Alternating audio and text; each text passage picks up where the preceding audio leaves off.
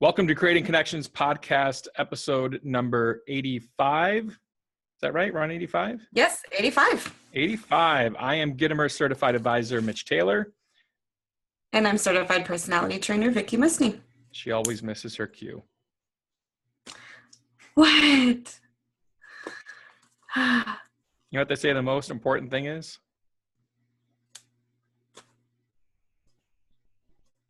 Apparently not.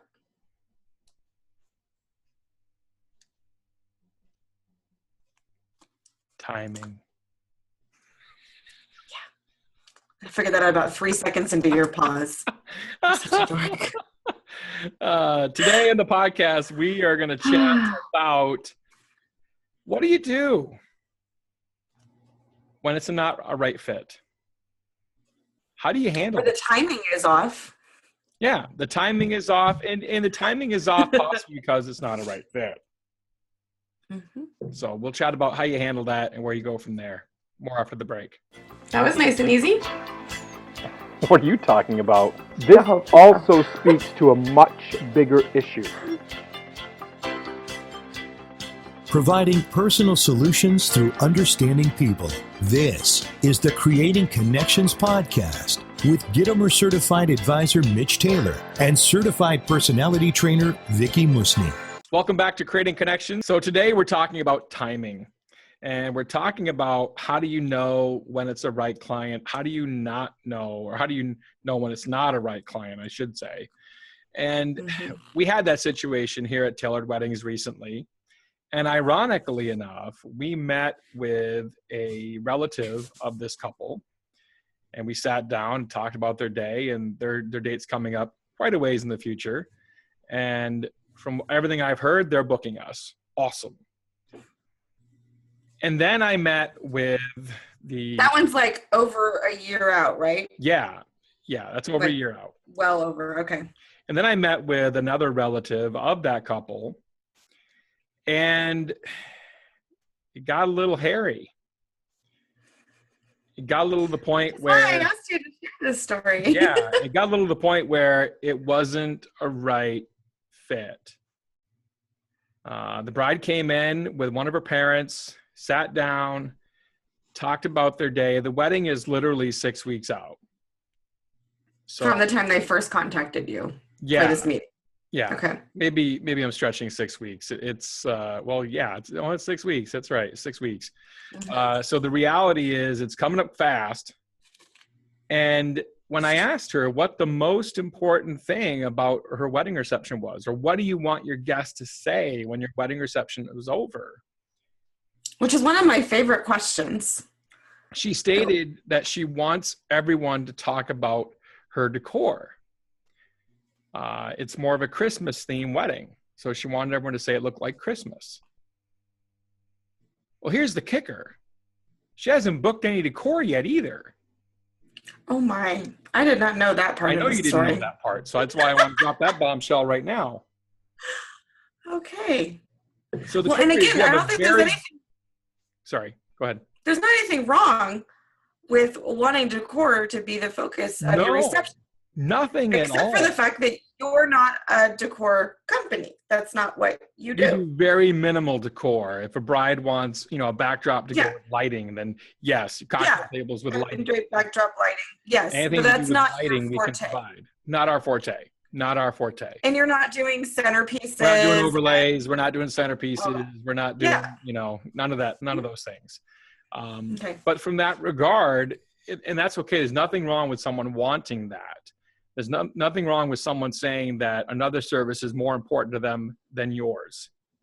Well, honestly, that is why I love that question. That's why it's so important, because that's your first indicator of if you're moving forward towards a sale, because when they express what their greatest concern is, what they most want, if that's something you provide, then you've got a green light to keep going. Yeah, absolutely. And if not, then maybe not red right away, but at least a yellow light, like, okay, slow down, let's ask some more questions here. Well, and it may also tell you that they need a lower package of what you have to offer.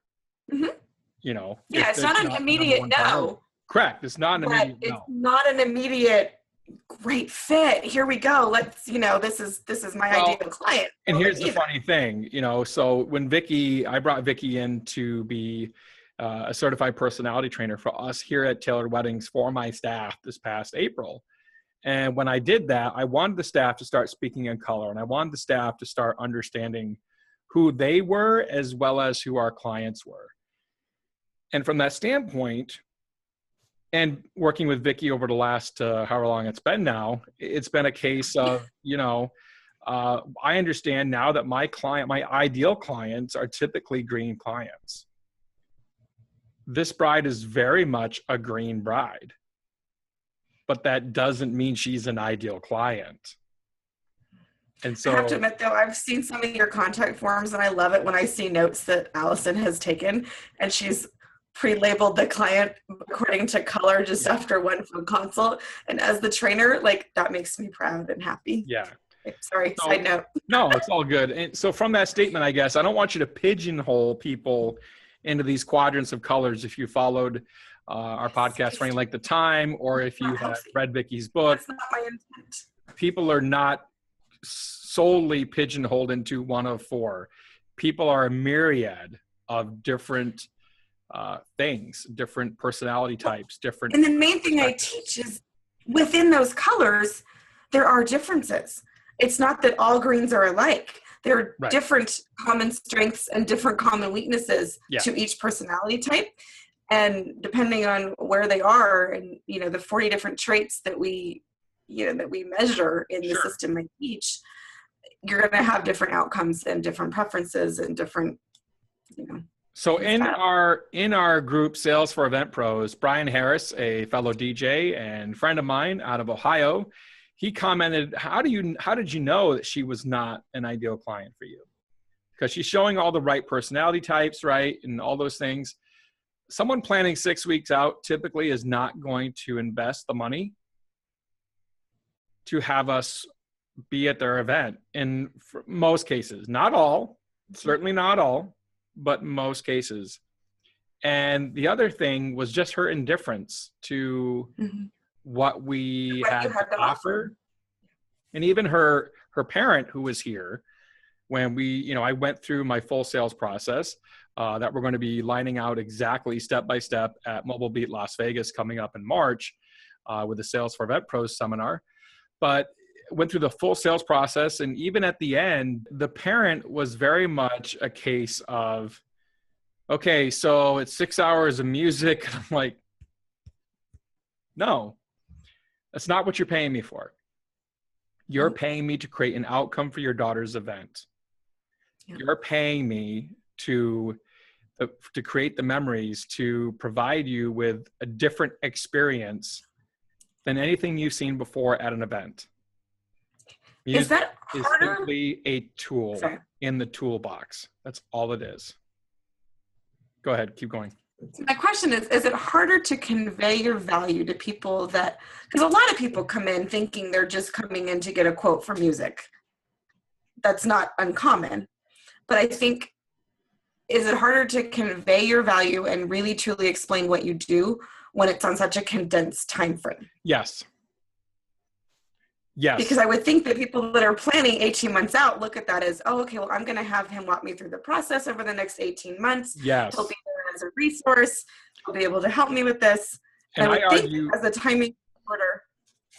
I argue that it's harder 6 weeks out because now we have to condense everything to create this. And it's much more focused and work on their part. But you know what? That's not my problem.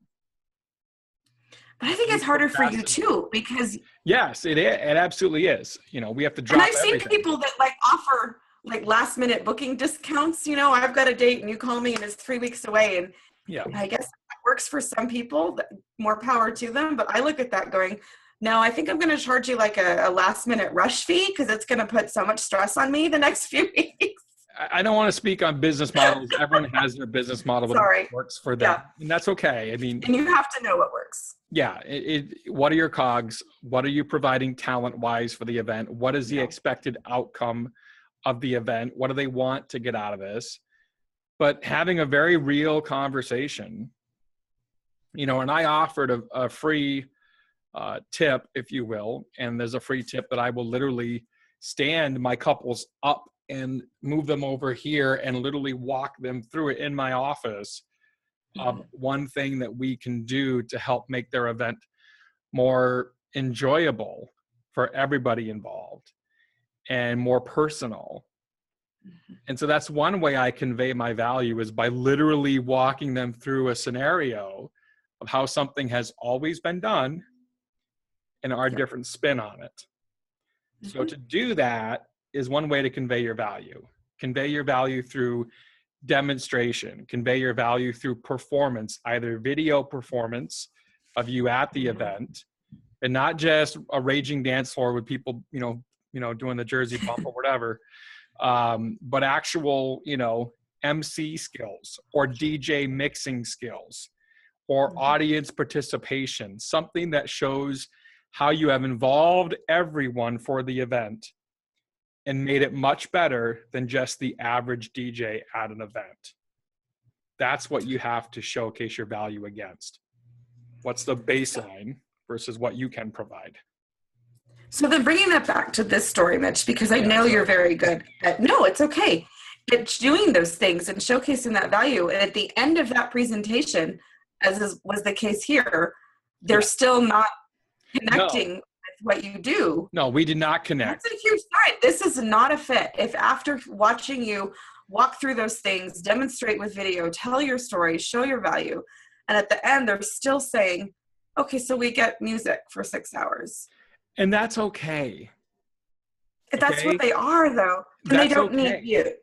Right, exactly. But they don't need your business model. Correct. They need someone else. Correct. And frankly, in my opinion, if I took that event, I'm doing them a disservice because I'm a very expensive version of what they want. And you're also possibly not wasting money.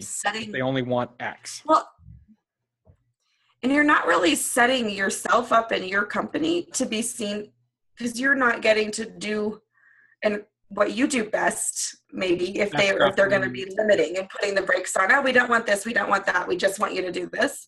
Yeah. And it's not worth it for either one of you. Not that we couldn't rock the event. Yeah, we could rock the event, but is it going to display us in our best light? Not really. Not necessarily. No, because you're not getting a chance to. But ultimately, I want to connect with a couple. And if I'm giving up my Saturday, my Sunday, and my Friday, whatever it might be, I want to connect with a couple. I want to go in knowing I am absolutely geeked to go perform for Jenny and Ben on July 23rd because they were an awesome couple that I connected with, a great referral from a previous wedding I did, and I'm in, you know. I agree. Want to do it. Absolutely. Versus, I got to work Saturday. And we've all been there. Don't get me wrong. We've all been there. But the key is because not every client. The key is to understand. Bill Herman said this a long while ago to me, but understand your riders. Understand what you need to deliver the possible outcome for them. And if you can understand what you need, then you can give your all. So, one more little side comment as a personality trainer looking at this situation. You said there was another family member, another relative. Yeah. I don't know if it was a sibling or someone else. Sibling. But as a personality trainer, I see this in my own family all the time. My siblings and I are not the same. Right. You know, and my children, all having the same parents, are not the same as each other. And I think sometimes when we meet someone that's from a big family, we can either think, depending on how the connection goes, if we work with one, then the sibling's going to be a perfect match also. Or if one isn't, then I don't really want to work with that family. And just remember that every person has their own personality, their own values, their own preferences. Yes. And we've been there. Too many generalizations based on that. Yeah, we've been there too, where we thoroughly enjoyed one member of the family and did not the other. That was the other kind of little piece I was seeing from the outside of this story. that I wanted to just bring up. So anyway, know what you need to have to create the desired outcome for them. Understand if they're a right fit or not for you. If you take an event and you know in your heart of hearts they're not a right fit, then you're technically, in my opinion, doing them a disservice. And again, understand how timing can play into giving you some red flags or not about what it is they want. I've had other situations where we've rescued a bride who their DJ bailed on them 3 months prior, and it was very important to them. And they stepped up. Seen you do it 2 weeks prior. Yeah, and they hired us. And that, nothing wrong with that either. But you need to know your situation. Everyone's different. Everyone's unique.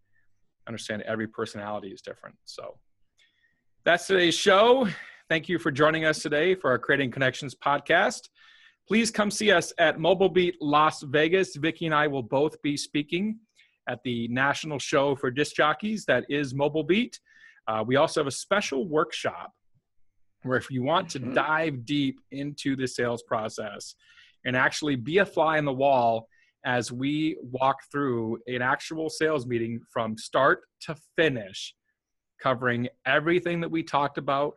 Each step in the process will be broken down for you so you can see it in action, and then how you transition from step to step. And not a role play, like an actual sales meeting. Correct. And how you transition as well. We speak a lot about transitions from a master of ceremonies standpoint or a DJ standpoint from mixing. Even if you're a florist and you're transitioning from one part of a bouquet to another part of a bouquet, that's still an issue for you. Transitions are a big part of business, the video world, photography, all those kinds of things. But transitioning in the sales department and moving from step by step is crucial too, because if you don't transition well, you can lose your client. And when you lose your client, they've lost interest and you lost their pocketbook. You lost the sale. Yeah. So again, join us for that deep dive. We'll put the links in the description below. Thank you for joining us. We'll see you next time. Bye-bye. Thank you for listening to the Creating Connections podcast with Gitomer Certified Advisor Mitch Taylor and Certified Personality Trainer Vicki Musni. For more information on providing personal solutions through understanding people better, visit creatingconnections.biz.